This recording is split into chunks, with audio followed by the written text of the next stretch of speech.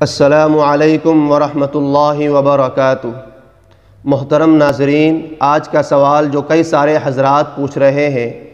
کہ اس lock down کے ماحول میں قربانی کس طرح کی جا سکتی ہے، کیا نظم رہے گا اور کیا کیا آسانیاں ہیں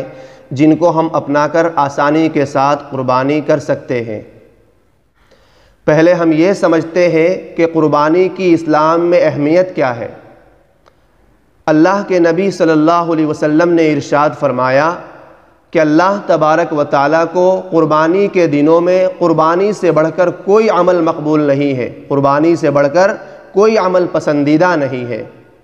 ایک اور حدیث میں اللہ کے نبی صلی اللہ علیہ وسلم نے ارشاد فرمایا من وجد سعة فلم يضحي فلا يقربن مصلانا، یعنی جس شخص کے اندر قربانی کرنے کی طاقت ہو، قربانی کرنے کی استطاعت ہو، پھر بھی وہ شخص قربانی نہ کرے تو ایسا شخص ہماری عیدگاہ کے قریب بھی نہ آئے۔ تو ایسے شخص کے بارے میں اللہ کے نبی صلی اللہ علیہ وسلم نے کتنی بڑی وعید بیان فرمائی۔ تو اس لیے قربانی کے دنوں میں سب سے بہتر عمل جو اللہ کے نزدیک ہے وہ قربانی ہی ہے۔ لہذا جس علاقے میں قربانی کا نظم نہ ہو یا حکومت کی طرف سے اجازت نہ ملے تو اس کا دوسرا راستہ یہ ہے کہ قربانی ایسی جگہ پر کرا دے جہاں پر حکومت کی طرف سے اجازت ہو۔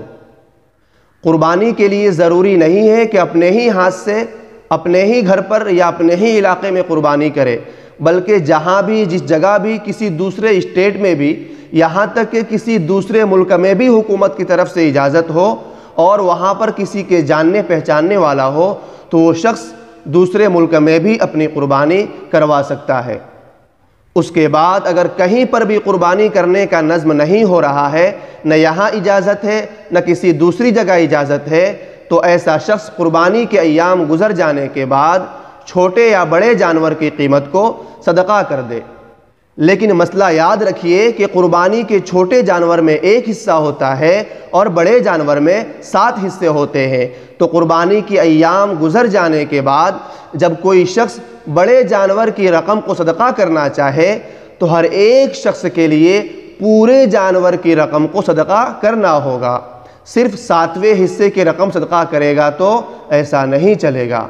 ایسے ہی کسی شخص نے ایام قربانی سے پہلے قربانی کا جانور خرید لیا لیکن کسی وجہ سے کسی عذر کی بنا پر وہ قربانی نہیں کر سکا، تو اب اس کے لیے حکم یہ ہے کہ وہ شخص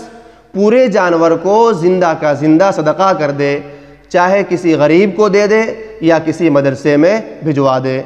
امید کرتا ہوں کہ تمام باتیں آپ اچھے سے سمجھ گئے ہوں گے۔ آخر میں دعا ہے کہ اللہ عز و جل پورے ملک سے، خاص کر ہمارے ہندوستان سے کورونا جیسے مہلک مرض کو ختم کر دے اور ہمارے ملک کے معاشی حالات کو بہتر سے بہتر بنا دے۔